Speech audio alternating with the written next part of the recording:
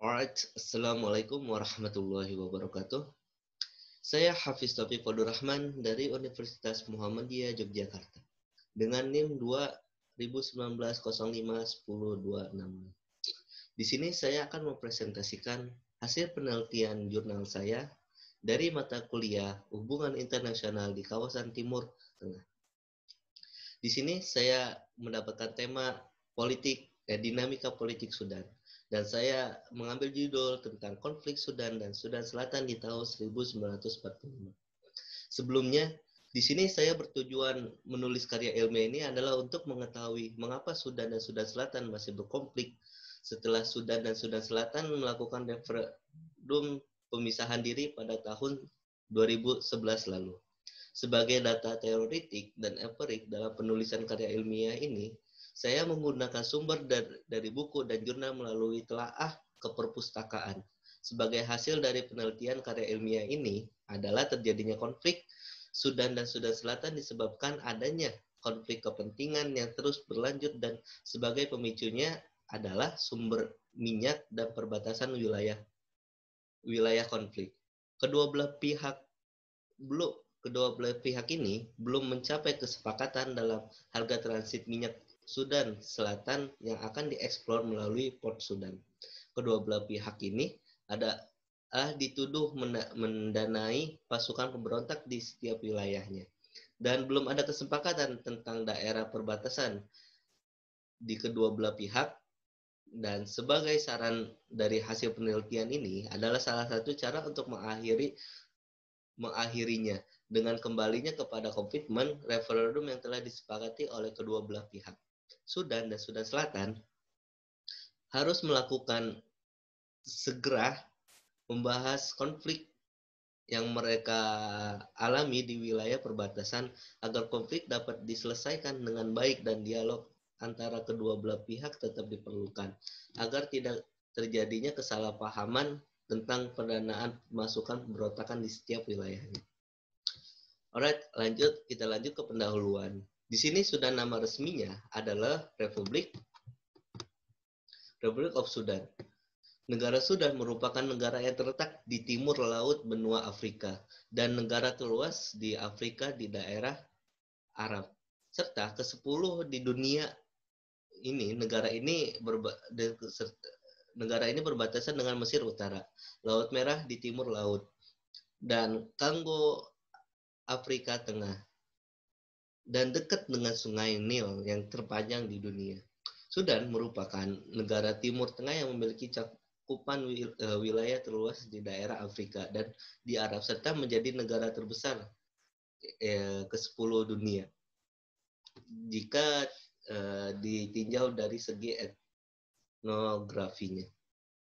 Dan di Sudan ini memiliki dua etnis yang besar, yaitu etnis Arab dan etnis Afrika. Tapi secara de facto etnis Afrika mendominasi di daerah Sudan, tapi secara de jure etnis Arab lah yang mendominasi di daerah Sudan ini. Dan di sini kami punya rumus masalah. Dengan rumusan masalah ini, mengapa Sudan dan Sudan Selatan masih berkonflik setelah Sudan dan Sudan Selatan melakukan referendum pemisahan diri pada tahun 2011 lalu. Dan lanjut di sini saya ada 4 rangka berpikir. Yang pertama, konflik kepentingan yang terus berlanjut dan harga transit minyak Sudan saling mencurigai dan dituduhi menandai pasukan pemberontak di setiap wilayahnya, serta belum ada kesepakatan tentang daerah perbatasan khususnya di daerah Abyei. 2. Analisis konflik Sudan dan Sudan Selatan pada tahun 1954. Dan ketiga, ini kami mendapatkan solusinya, yaitu solusi negosiasi integratif. Dan hasil dari solusi negosiasi integratif ini yaitu pada nomor 4. Yang pertama, bridging solution, yang kedua, lowering, dan yang ketiga, no-specific compensation and cutting the cost of conflict.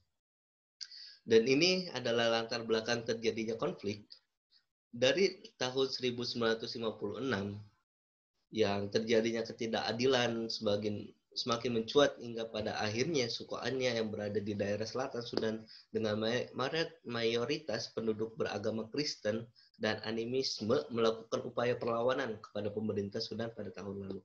Dan di tahun 1972 gejolak lagi konflik antara Sudan dan Sudan Selatan ini yang sangat memanas.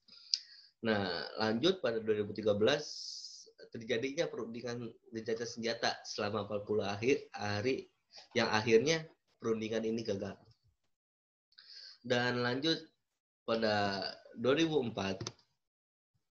kembali membahas perundingan gencatan senjata ini.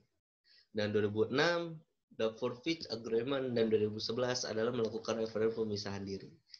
Yang ini yang akibat dari konflik-konflik tersebut. Tapi setelah konflik selanjutnya, setelah tahun selanjutnya konflik ini terus berjalan. Dan dampak yang diakibatkan konflik adalah yang pertama melakukan pemisahan diri dan pastinya ini berkepanjangan. Dan ini adalah solusi yang kami berikan dan analisis konflik Sudan dan Sudan Selatan. Dan ini adalah hasil dari diskusi atau hasil dari solusi negosiasi yang saya berikan, yaitu ada 3. Yang pertama breaking solution, dan yang kedua login, dan yang ketiga non-specific compensation and cutting the cost of complaint. Nah, bridging solution ini yang merupakan strategi menuju kesuksesan. Kedua, login ini solusi kedua dalam menyelesaikan konflik, yang dimana merupakan suatu cara bagi pemilih untuk melakukan kolusi di antara para pemilih yang kalah dengan cara mempertukarkan suara agar mereka sama-sama memperoleh keuntungan. Dan yang ketiga ini langkah terakhir. Hal ini dimaksudkan memenuhi dua belah pihak yang sedang berkonflik upaya menghasilkan atau mengakomodasinya. Dan terakhir ya ini kesimpulan berdasarkan kajian di atas, maka sebagai kesimpulan dari pembahasan karya ilmiah ini adalah konflik yang terjadi antara Sudan dan Sudan Selatan diakibatkan oleh kepentingan kekuasaan terutama wilayah perbatasan dan penguasa minyak.